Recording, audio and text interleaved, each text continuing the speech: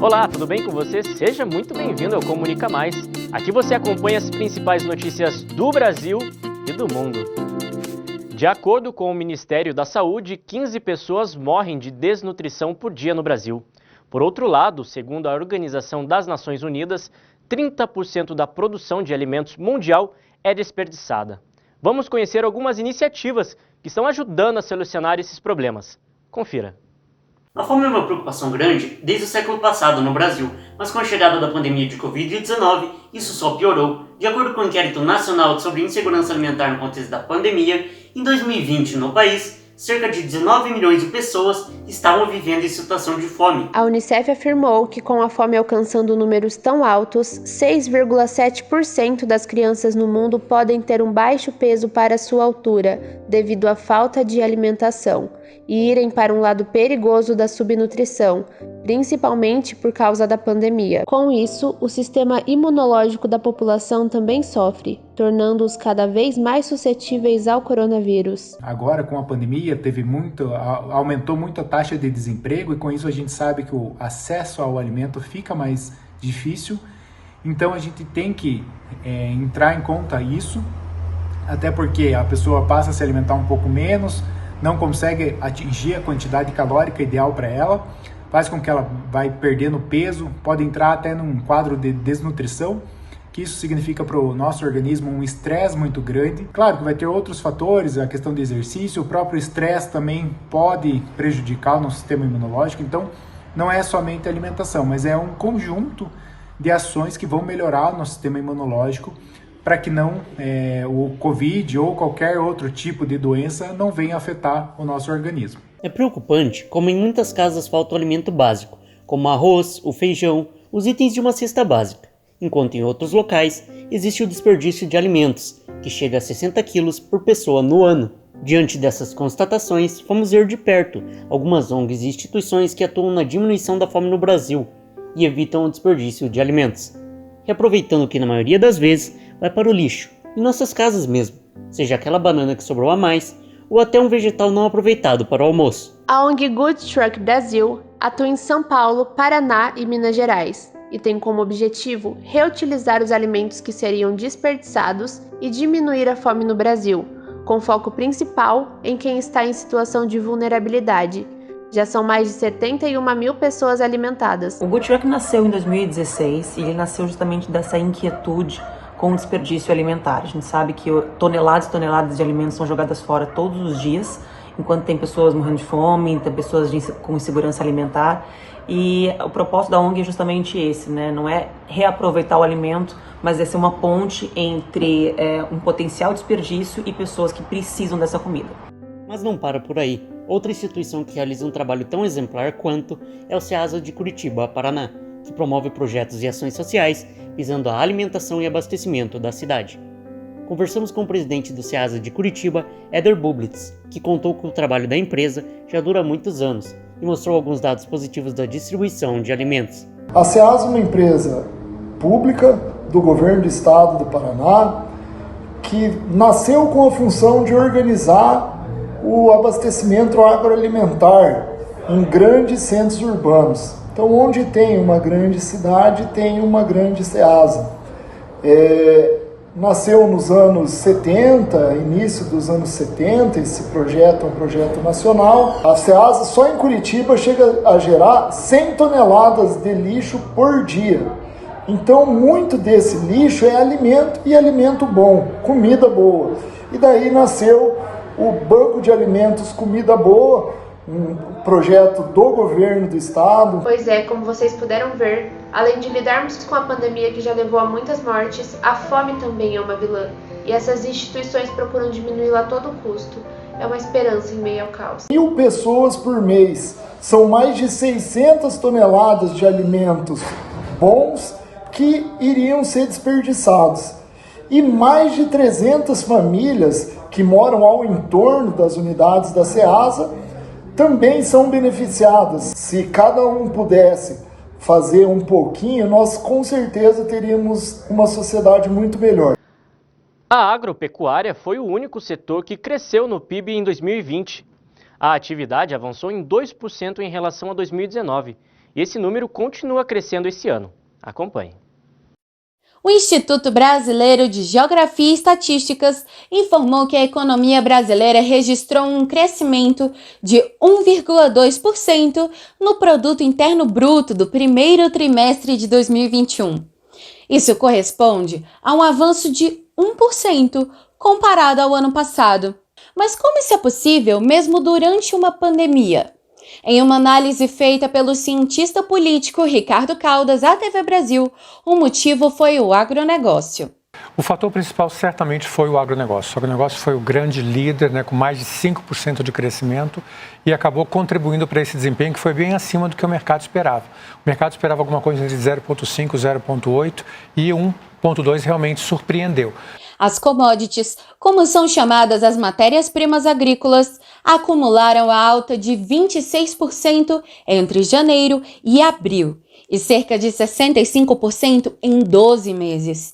Isso se deu graças à recuperação econômica e o controle da pandemia nos Estados Unidos, Europa e China. A balança comercial brasileira teve um saldo positivo de 95 bilhões de reais só nos 4 primeiros meses deste ano. As vendas externas de produtos agropecuários cresceram cerca de 24,4% nesse mesmo período. Atualmente, o agronegócio corresponde a cerca de 1/4 de toda a economia e o Brasil é responsável pela segurança alimentar de muitos outros países. Em 2020, as exportações brasileiras chegaram ao valor de 209,9 bilhões de dólares. A soja é a mais comercializada para outros países. Em seguida, vem os óleos brutos de petróleo, o minério de ferro, carnes e aves. Outro fator importante para o crescimento do PIB foi a questão de investimento nacional por parte dos empresários. Veja.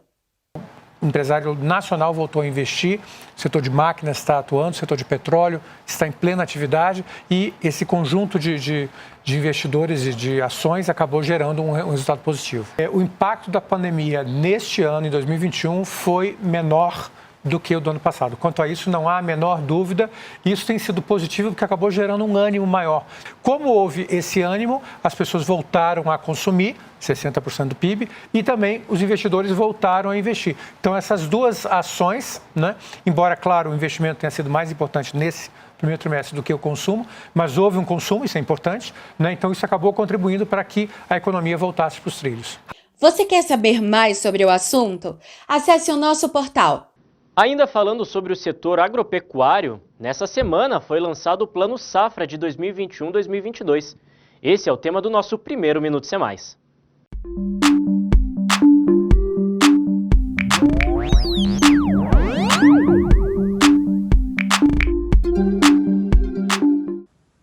Olá pessoal! O governo federal anunciou na terça-feira, dia 22, o Plano Safra 2021-2022. E o volume de recursos para os produtores cresceu cerca de 6,3% em relação ao plano anterior. O plano foi anunciado em cerimônia pelo presidente da República, Jair Bolsonaro, junto com a ministra da Agricultura, Pecuária e Abastecimento, Tereza Cristina. Embora os recursos tenham crescido, as taxas de juros também aumentaram. E é claro que a pandemia refletiu e muito nesses dados. De acordo com o diretor de Financiamento e Informação do Ministério da Agricultura, Wilson Vaz de Araújo, diante dessa crise sanitária e econômica que estamos vivendo, seria inevitável a elevação das taxas de juros. Para conferir a matéria completa, basta apontar a câmera do seu celular para o QR Code que está aparecendo aqui na tela e estar por dentro dessas e outras notícias. Até logo! E no evento do Plano Safra que você acabou de ver, o ministro do Meio Ambiente, Ricardo Salles, foi elogiado pelo presidente da República, Jair Bolsonaro, mas foi exonerado um dia depois. Quem explica melhor essa situação é a nossa repórter Cecília Alves, lá de Brasília. Olá, Cecília, tudo bem com você? Foi isso mesmo que aconteceu? Isso mesmo, Sérgio. Acontece que o presidente Jair Bolsonaro elogiou o ministro, o até então ministro do Meio Ambiente, Ricardo Salles, pelo que ele chamou de um casamento quase que perfeito ali com o Ministério da Agricultura. Ele disse o seguinte, abre aspas, parabéns, Ricardo Salles, não é fácil ocupar o seu ministério. Por vezes, a herança que fica é apenas uma penca de processos. Fecha aspas. Um dia depois da declaração do presidente, o ministro pediu demissão. Ao que tudo indica, Salles saiu por conta própria e, junto com a exoneração dele, saiu no Diário Oficial também a nomeação do novo ministro que vai assumir a pasta a partir de agora, que é o secretário da Amazônia, Joaquim Álvaro Leite. Inclusive, o Joaquim trabalhava dentro do Ministério do Meio Ambiente. Cecília, Salles ainda é investigado pela administração no Ministério. Como que vai ficar essa situação? Isso, Sérgio. Ricardo Salles é investigado pela Procuradoria-Geral da República por atrapalhar a investigação contra organizações criminosas, além de bloquear fiscalizações ambientais. Além desse inquérito, tem outro do Supremo Tribunal Federal que investiga o ex-ministro do Meio Ambiente por exportar madeira ilegal para o exterior. O que acontece, que eu queria lembrar aos telespectadores, é que é o seguinte, o Ricardo Salles ele saiu do ministério, então ele perde o foro privilegiado. Então a gente precisa ficar atento aí para os desdobramentos desse inquérito. Isso mesmo, Cecília, muito obrigado pelas suas informações e até a próxima. Nós vamos para um rápido intervalo, fica aí, nós já voltamos.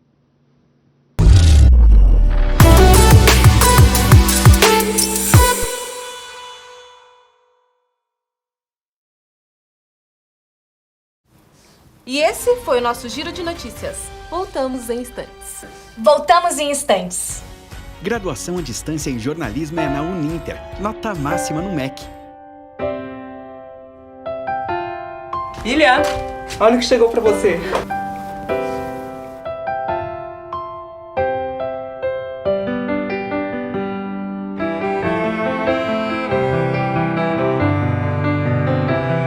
A câmera tá pronta. E agora, professor? Agora é só gravar. E o tempo permanece bom durante todo o dia. É com você, Amanda. Obrigada, Carol. Voltamos em instantes. Uninter, ao seu lado para transformar a sua história. Olá para você que está ligado na nossa programação. Ainda hoje você vai conferir. A empresa de aviação Delta Airlines deve contratar mais de 1.000 pilotos até o final do ano. E ainda, importância da fisioterapia respiratória para quem se recupera da Covid-19. Nós voltamos em 30 segundos. Um oferecimento Comunica Play. Assista agora, hoje e onde estiver.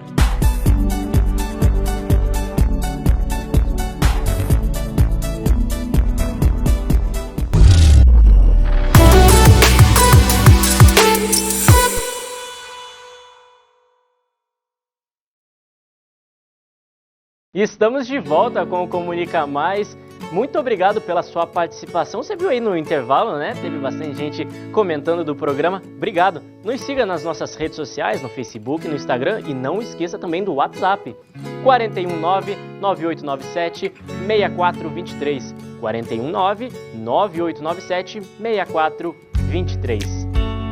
A fisioterapia respiratória desempenha um importante papel mediante os sintomas da Covid-19 e tem como finalidade contribuir para a redução dos sintomas ocasionados pela doença. A atividade pode acelerar o processo de recuperação do paciente e diminuir a quantidade de medicamentos e o risco de sequelas após a internação. Veja todos os detalhes na reportagem. Há mais de um ano, o mundo inteiro enfrenta a pandemia do Covid-19. Somente no Brasil, o número de vítimas fatais passa de 500 mil, com o número de infectados tendo passado a marca de 18 milhões. A fisioterapia ganhou destaque na recuperação dos pacientes críticos. A busca por esses profissionais teve um crescimento de 725% em 2020. No cenário atual, a fisioterapia é fundamental para o sucesso do tratamento de pacientes que contraíram o coronavírus. O fisioterapeuta, por muitos anos, foi visto como um profissional limitado ao auxílio de atletas na recuperação física. Porém, a pandemia tornou evidente a importância dos serviços que esses especialistas podem prestar. Devido à grande demanda de pacientes com Covid, tem aumentado o número de profissionais. E para nós, fisioterapeutas, nós vamos trabalhar tanto dentro do hospital quanto fora, né? Dentro do hospital, o que nós vamos fazer? Nós vamos tentar tirar o paciente do leito, né? tentar sedestar, que é sentar o paciente, tentar caminhar com ele, para a gente ganhar força muscular. O vírus da Covid-19 causa uma severa inflamação nos pulmões, afetando a troca gasosa e causando a falência respiratória muito rapidamente no paciente. É neste contexto que a fisioterapia exerce um papel fundamental, amenizando os riscos e sequela causados pelo novo coronavírus. Nós vamos realizar a ventilação não invasiva, né? Até certo ponto, porque nós não devemos protelar esse tipo de terapia. Se o paciente não responder, nós devemos já manobras com ambu, né? Realizar caminhada, exercícios cardiopulmonares, né? Exercícios resistidos com halteres, caneleiras, né? A fisioterapia, além de auxiliar nas funções vitais das vítimas, reduz o tempo de internação em UTIs. Alguns exercícios ajudam a aumentar e manter a saturação do paciente. Outro benefício do trabalho oferecido por esses profissionais é a coordenação motora, já que alguns enfermos precisam ficar dias entubados, o que faz que os músculos possam ficar atrofiados. A rotina de trabalho nesse ambiente pode se tornar desgastante fisicamente e emocionalmente. Entretanto, essa pandemia evidenciou a importância do fisioterapeuta na terapia intensiva. Irônico como o profissional de saúde costuma deixar a sua própria saúde em segundo plano para priorizar sempre a saúde dos outros. E agora, na pandemia, percebo isso ainda mais expressivo. E isso vem trazendo um desgaste emocional muito grande para os profissionais, porque naturalmente a situação já traz um medo muito grande, o trabalho é muito mais intenso, os plantões são muito mais desgastantes, muito mais corridos. É uma situação assim quase de guerra mesmo, a partir do momento que você tem que vestir aquele macacão, né, de proteção para entrar numa UTI Covid, por exemplo, o estresse já começa logo ali, né? E vai criando um pânico mesmo. E falando em saúde, o plano de vacinação no Brasil continua em andamento. Ao todo, já foram mais de 88 milhões de vacinas aplicadas no país.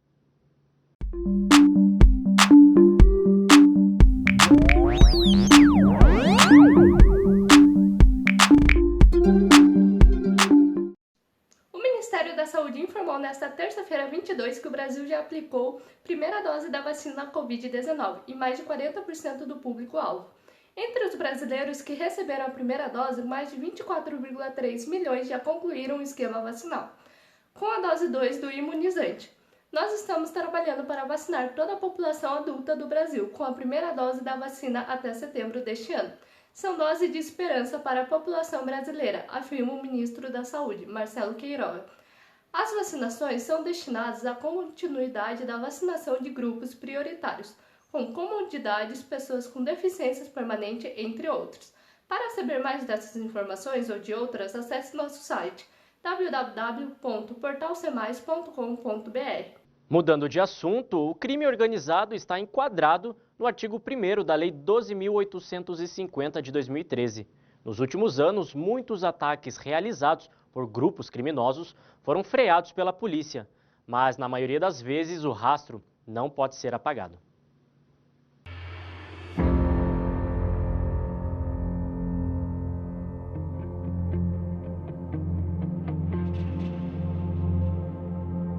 Em 2006, 2016, 2019, 2021.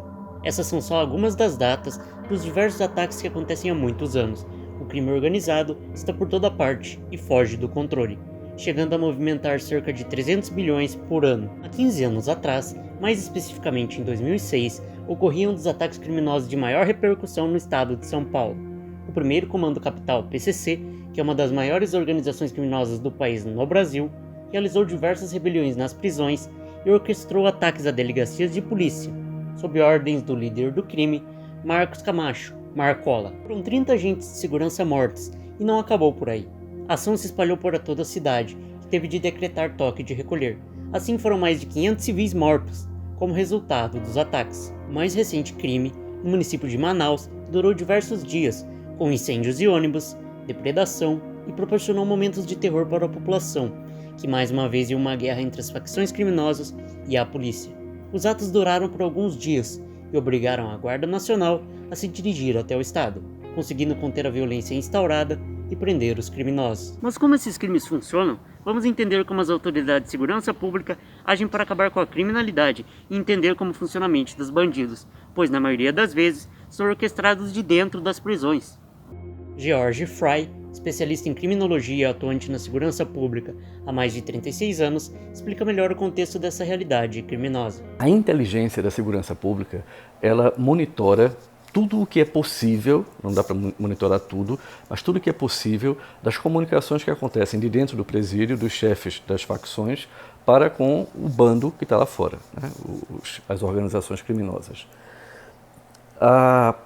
A segurança pública pode monitorar e boicotar, antever, né? E criar uma situação que muitas vezes o público final, o cidadão de bem, ele nem chega a perceber, porque essa atuação foi eficaz e conseguiu evitar o problema antes que chegasse. O conceito de crime organizado não vem de hoje. Desde a década de 70, já eram percebidas organizações ao redor do mundo, juntando os crimes mais voláteis, desde assassinatos a tráfico de drogas, basicamente como instituições geridas diante do Estado.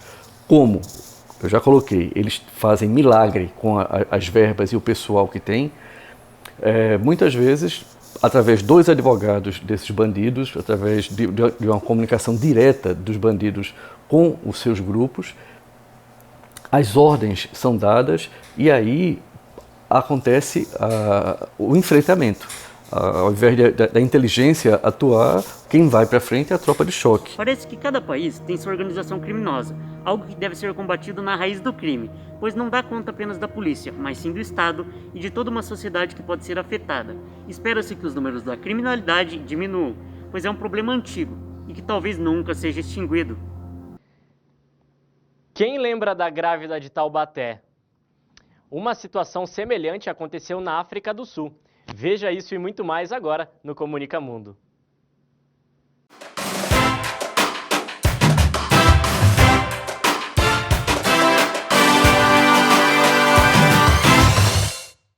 A Rainha Elizabeth II e o primeiro-ministro britânico Boris Johnson tiveram seu primeiro encontro presencial depois de 15 meses. A reunião aconteceu no Palácio de Buckingham na última quarta-feira.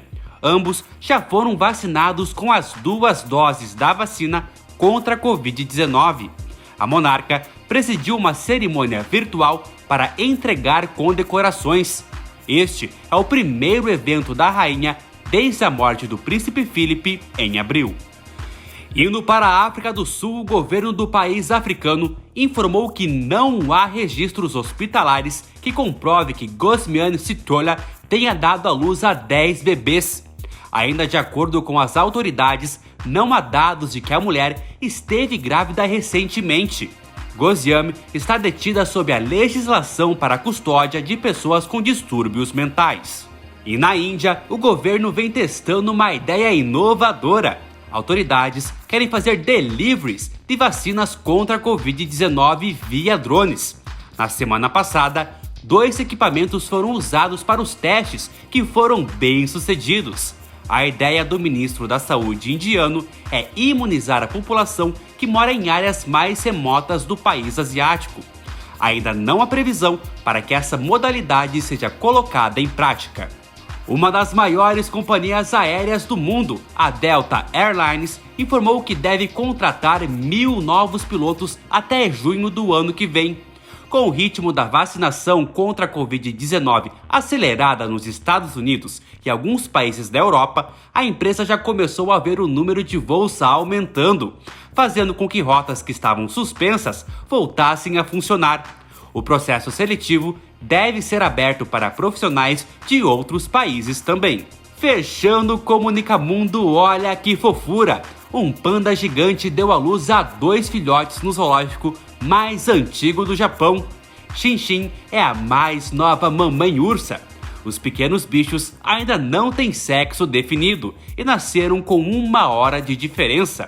Os animais devem ficar por mais 5 anos no parque japonês, quando devem retornar à China, que abriga mais de 1.800 pandas. E agora nós vamos dar um pulo na redação para saber o que foi notícia essa semana. com o Cauã Ramos, nosso editor do Portal C+. Olá, a cotação do dólar está abaixo de R$ 5,00 nesse mês de junho, uma marca que não era atingida há praticamente um ano. Apesar disso, o real ainda segue muito desvalorizado. Em relação à sua posição em outubro de 2018, quando o presidente Bolsonaro foi eleito, a moeda americana valia R$ 3,70. Em janeiro de 2020, antes da pandemia, o dólar valia R$ 4,01. E nós sabemos que as Olimpíadas devem acontecer esse ano no Japão, e o evento vai reunir mais de 11 mil atletas.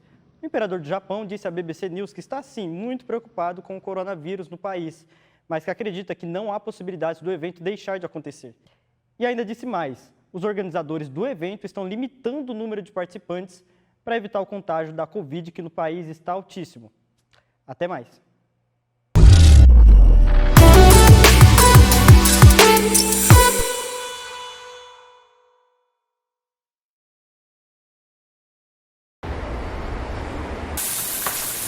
Mais 2, meu chapa! Opa, é pra já.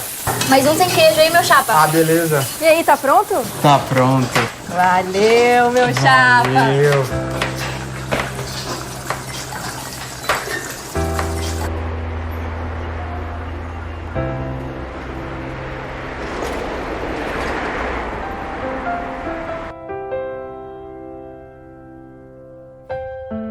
Tá muito complicado pra mim. Calma, pega o multímetro, vamos de novo.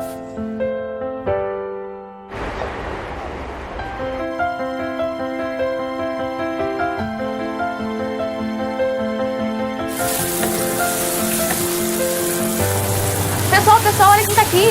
E aí, time? Parabéns, meu engenheiro. Obrigado. Graduação e pós-graduação à distância Uninter, ao seu lado para transformar a sua história.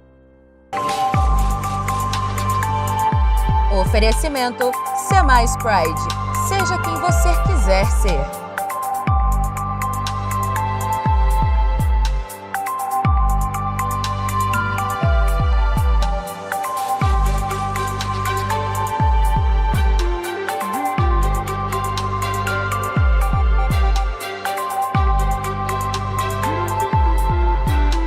Comunica Play. Assista agora, hoje e sempre.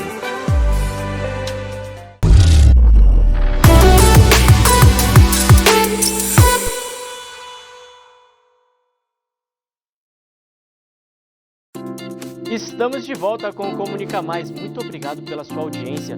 Você que nos acompanha no canal 15 da NET e também lá no nosso canal no YouTube. Lembrando que nós temos o nosso streaming, que é o Comunica Play. Está aparecendo aqui na sua tela.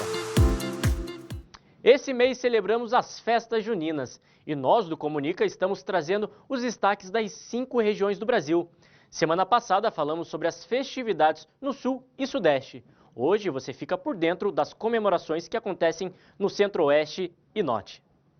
No mês de junho são comemoradas as tradicionais festas juninas por todo o Brasil. E no Centro-Oeste, várias igrejas católicas adaptaram a celebração das festas juninas com vendas de comidas e bebidas por drive-thru e shows à distância, em respeito às medidas de segurança contra a propagação do novo coronavírus. O Brasil é um país muito grande.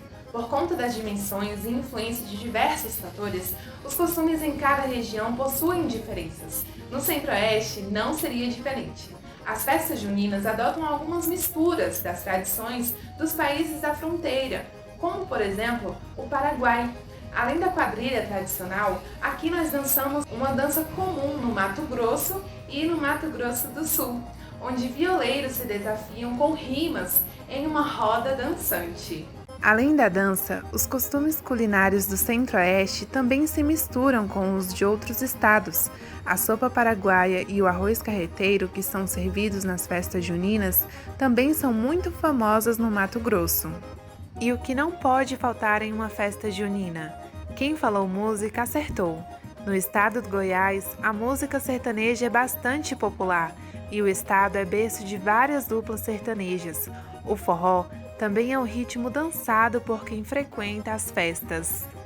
Nesse momento de pandemia, algumas pessoas que organizam festas juninas foram prejudicadas. É o caso de Carros. Ele cresceu celebrando a festa de São João, mas teve que parar de fazer as festas em sua casa devido ao atual momento.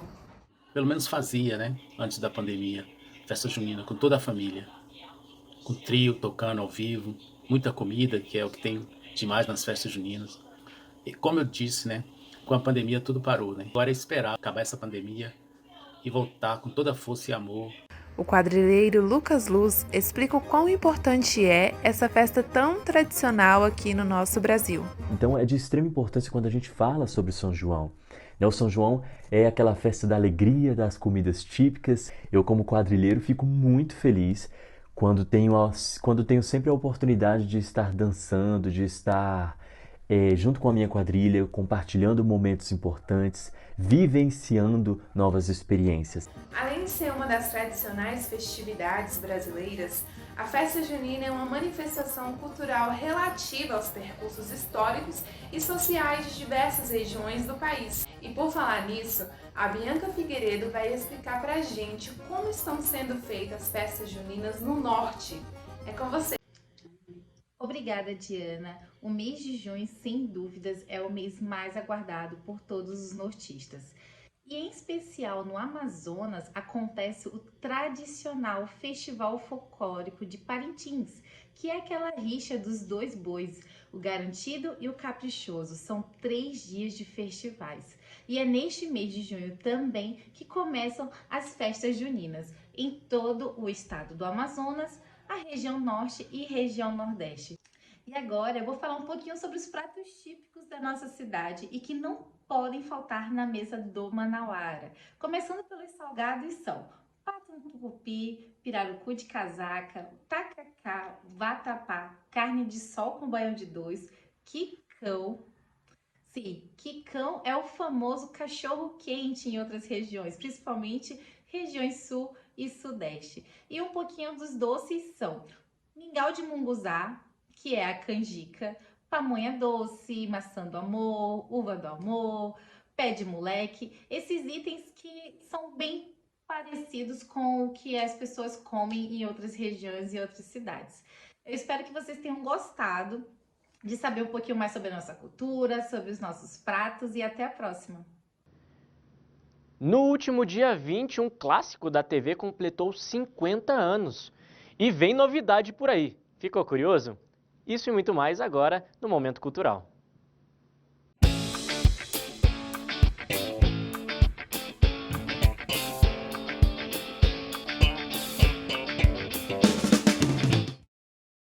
No mundo musical, quando falamos esse nome, é sucesso. Anitta gravou um novo single com Fred de Palma. O N'altro ballo, gravado em italiano, foi ao ar no último dia 25. A última música da diva com o rapper foi Paloma, em julho do ano passado. Até então, Fred não era muito conhecido no Brasil, o que mudou depois da parceria com o artista carioca. E aí, já foi conferir o novo som?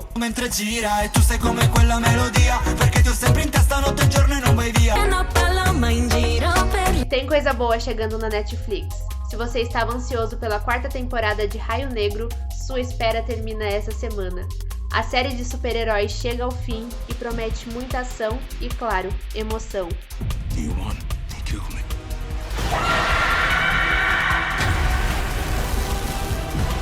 This is a new time, and the unfortunate past is dead and gone. Shut the hell up. E não para por aí. Já no dia seguinte chega à plataforma o longa-metragem Do Que os Homens Gostam, que foi lançado em 2019. O filme conta a história de Ali Davis, interpretada por ninguém menos que Taraji P. Henson. Ali é uma agente esportiva que, apesar de muito competente, é subestimada pelos colegas de trabalho, até que ela ganha a habilidade de ler os pensamentos deles. I should tap that ass.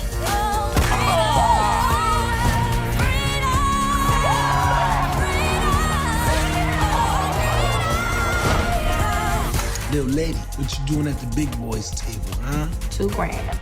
I'm bluffing these fools. I'm missing Real Housewives. Shaq finally has a winning hand. Why am I thinking in the third person? I smell toast. Am I having a stroke? Wait, I have toast in my pocket. Whew. You better think, let your você aí de casa, já viu algum episódio de Chaves, não é mesmo? O seriado tão querido pelos brasileiros completou 50 anos no último dia 20. Foi anunciado muitos projetos em andamento, dentre eles o remake que será desenvolvido pela Disney junto ao grupo Chespirito. O acordo inclui a produção de uma nova versão de Chaves, mas também a exibição da série original.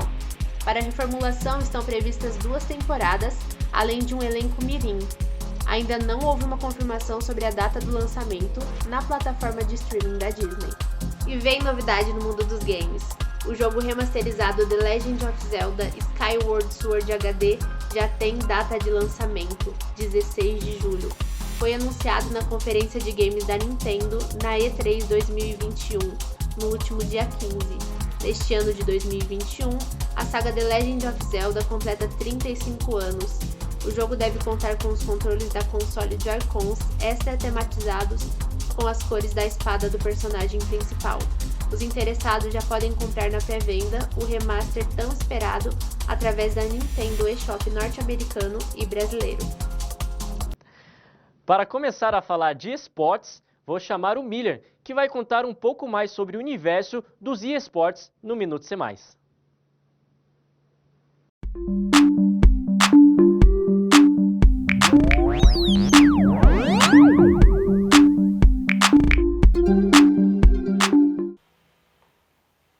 A pandemia de Covid-19 contribuiu para um aumento na prática de esportes no país. A 8ª edição da pesquisa Game Brasil, divulgada nesta última semana, apontou que o percentual de games brasileiros que conhecem e praticam essa modalidade saltou de 44,7% para 55,4% entre 2020 e 2021. Mais informações você encontra no portal C+, acessando o QR Code que aparece na sua tela ou através do site www.portalcmais.com.br. Os fãs de futebol já sabem que o destaque da semana é o fim da fase de grupos da Eurocopa. Nosso repórter Matheus Suzin preparou um resumão para você ficar por dentro de tudo. A fase de grupos da Euro chegou ao seu fim e nesta matéria aqui do programa iremos falar sobre os destaques de cada grupo e os classificados. Começando de cara com a Azurra, que não tomou conhecimento de País de Gales, Suíça e Turquia e passou por cima, passou o trator. Itália, melhor defesa da competição e o terceiro melhor ataque. Vale ressaltar que País de Gales e Suíça também conseguiram a classificação. No grupo B contamos com a Bélgica de Hazard, De Bruyne e Lukaku. Trio de ataque avassalador, passaram o trator em geral. Classificado e 100% na Euro. Dinamarca também conseguiu a classificação. E o grupo C, que conta com o melhor ataque dessa Euro. Holanda de Memphis e Vinaldinho é o melhor ataque com 8 gols em 3 jogos. Holanda chega embalada. No grupo também contamos com mais 2 classificados, a Áustria e a Ucrânia, que conseguiram a classificação. E o grupo D da Euro com Inglaterra, Croácia, República Tcheca e Escócia. D de dormir. Todo mundo imaginando jogos espetaculares e no fim só deu sono. Inglaterra, com favoritismo, conseguiu a classificação em primeiro e Croácia também. República Tcheca conseguiu também. E o grupo E aqui de espera de um milagre. Suécia, líder e contou com um dos melhores jogos da Euro. Suécia e Polônia 3-2, o último jogo do grupo foi muito bom. Polônia de Lewandowski, que não conseguiu classificação. Só o Lewandowski joga lá também. Espanha, que pra surpresa de muitos conseguiu a classificação, porque ô seleçãozinha. Com todo respeito, é claro, né? Pra quem um dia teve Davi Villa com a 7 e ter Morata, é triste. E o grupo F da Euro, o grupo da morte. França, Alemanha, Portugal e Hungria. Todo mundo imaginou a Hungria levando um trator de todas as seleções. Mas não foi isso que aconteceu. E o mais surpreendente é que a melhor equipe do grupo foi a Hungria. E foi a única seleção que não conseguiu a classificação. A Hungria jogou melhor que a Alemanha, jogou melhor que a França, jogou melhor que Portugal, mas nos erros individuais da equipe acabou sendo eliminada. França, atual campeã da Copa do Mundo, em primeiro no grupo, mas não me convenceu. Ganhou da Alemanha no sufoco, empatou com Portugal e empatou com a Hungria. A Alemanha, que é 8 ou 80, perde para a França com gol contra do zagueiro, ganha de 4-2 de Portugal e depois quase perde para a Hungria. E Portugal, que foi Portugal mesmo, sempre se classificando em terceiro. A artilharia não poderia ser outra, CR7 monstro na Eurocopa. Tudo sobre a Euro é no Portal C+.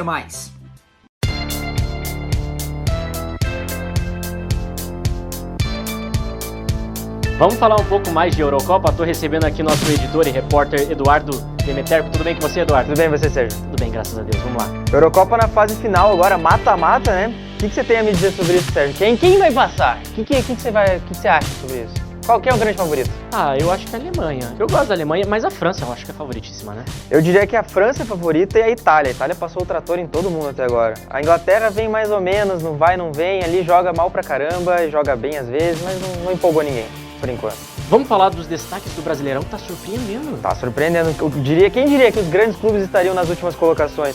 Grêmio na última colocação, São Paulo na zona do rebaixamento.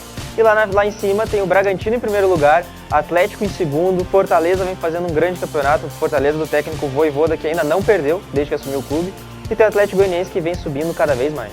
Uma coisa que eu falei quando começou o Brasileirão, né, nos programas antigos, eu falei que o Atlético iria surpreender. Vamos ver até quando vai isso. Olimpíadas, spoiler, Sérgio. Olimpíadas, nosso programa está chegando, falta menos de um mês para a competição começar e nós temos spoilers para vocês. Temos repórteres novos. Gente, nós estamos com uma equipe aí preparada, não só aqui em Curitiba, mas também em todo o Brasil e também fora, porque as Olimpíadas em Tóquio, a gente tem equipe lá também. É isso mesmo, tem repórter diretamente lá de Tóquio falando com a gente ao vivo. E temos repórter exclusivo sobre X Games, surf, todos os esportes possíveis no programa do Comunica. Uma cobertura completa para você. Eduardo, muito obrigado pela sua participação. Tamo junto. Muito obrigado, Sérgio. E nós nos despedimos, ficamos por aqui. Até a próxima. Muito obrigado pela sua participação e até. Tchau, tchau.